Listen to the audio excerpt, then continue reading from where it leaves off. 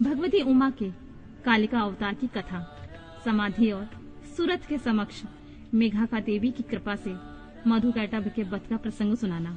इसके अनंतर छाया पुरुष, स्वर्ग, कश्यप वंश, मनवंतर, मनुवंश, सत्यव्रतादि वंश, प्रतिकल्प तथा व्यासोत्पत्ति आदि का वर्णन सुनने के पश्चात मुनियों ने सूत जी से कहा, ब्रह्म वेताओं में श्रेष्ठ सूत जी, हमने आपके मुख से भगवान शिव की अनेक इतिहासों का युक्त रमणीय कथा सुनी है, जो उनके नाना अवतारों से संबंध रखती हैं तथा मनुष्यों को भोग और मोक्ष प्रदान करने वाली हैं। अब हम आपसे जगत जननी भगवती उमा का मनोहर चरित्र सुनना चाहते हैं।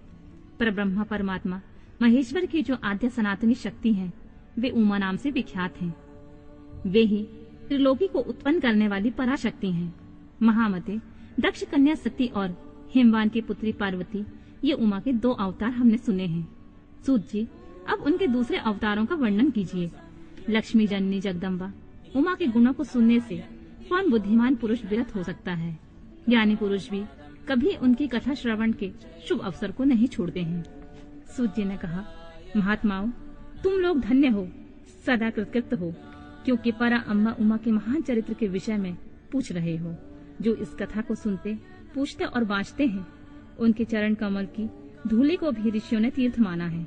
जिनका चित्त परम संबित स्वरूपा श्री उमा देवी के चिंतन में लीन है, वे पुरुष धन्य हैं, कृतकृत हैं।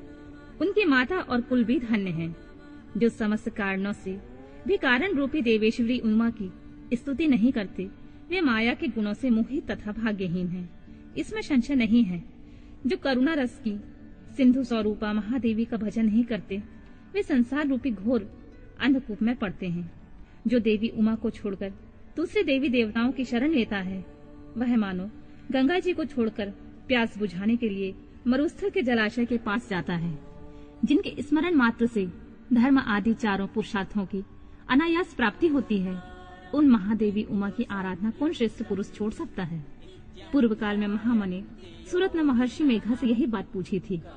उस समय मेघा ने जो उत्तर दिया, मैं वही बता रहा हूँ। तुम लोग सुनो। पहले स्वरोचिष मनवंतर में विरत नाम से एक प्रसिद्ध राजा हो गए। उनके पुत्र सूरत हुए, जो महान बल और पराक्रम से संपन्न थे।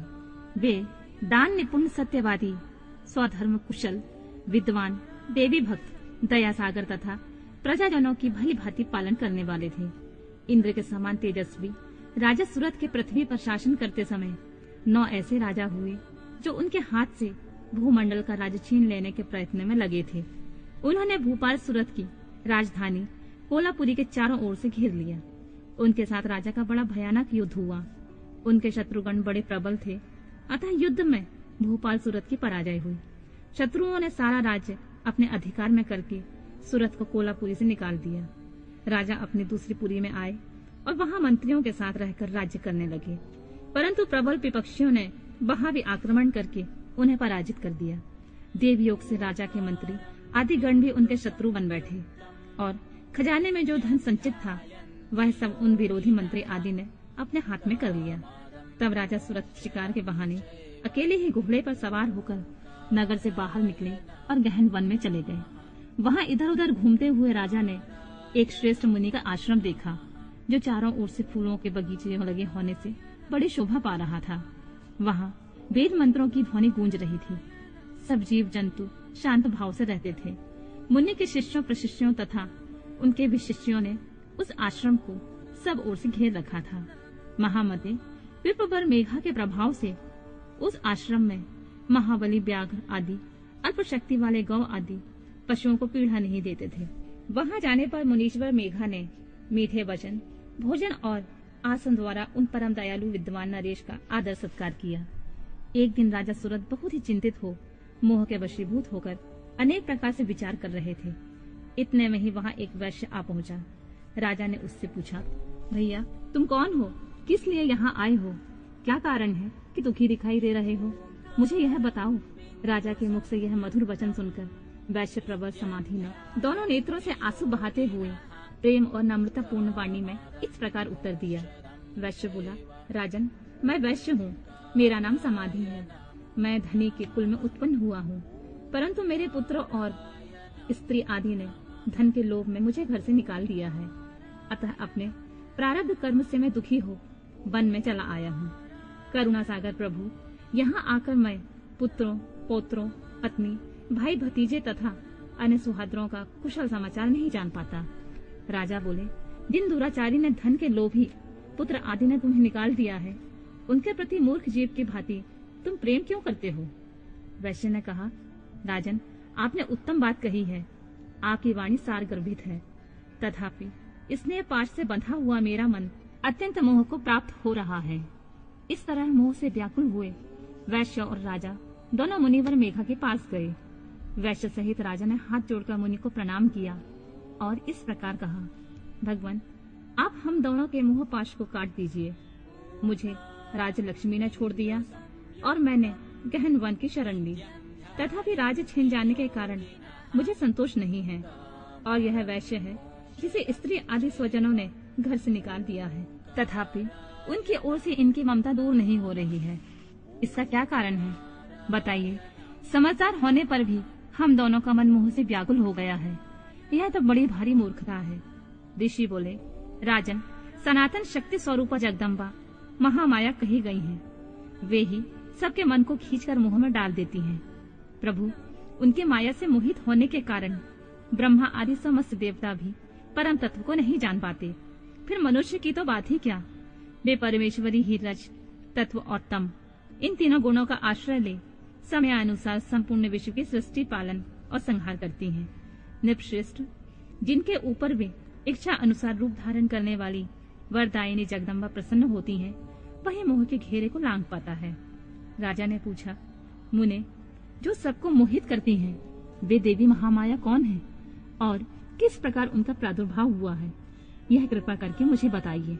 ऋषि बोले, जब सारा जगत एक कार्णव के जल में निमग्न था और योगेश्वर भगवान केशव शेष के शैया बिछाकर योग निद्रा का आश्रय ले शयन कर रहे थे, उन्हीं दिनों भगवान विष्णु के कानों के मैल से 2 असुर उत्पन्न हुए, जो भूतल पर मधु और कैटव के नाम से विख्यात हैं। वे दोनों विशालकाय घोर असुर प्रलय काल के सूर्य की भांति तेजस्वी थे। उनके जबड़े बहुत बड़े थे। उनके मुख दाढ़ों के कारण ऐसे विकराल दिखाई देते थे, मानो वे संपूर्ण जगत को खा जाने के लिए उद्यत हों। उन दोनों ने भगवान विष्णु की नाभि से प्रकट हुए कमल के ऊपर विराजमान ब्रह्मा को देखकर कहा, अरे तू कौन है? ऐसा कहते हुए वे उन्हें मार डालने के लिए उद्यत हो गए। ब्रह्मा जी ने देखा ये दोनों दैत्य आक्रमण करना चाहते हैं और भगवान जनार्दन समुद्र के जल में सो रहे हैं।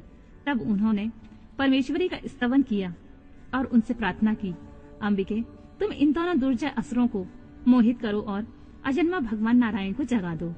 ऋषि बोले, इस प्रकार मधु और कैटव के नाश के लिए ब्रह्मा जी की प्रार्थना करने पर संपूर्ण विद्याओं की अधिदेवी जगत जननी महाविद्या फाल्गुन शुक्ल द्वादशी को त्रैलोक मोहिनी शक्ति के रूप में प्रकट हो महाकाली के नाम से विख्यात हुई।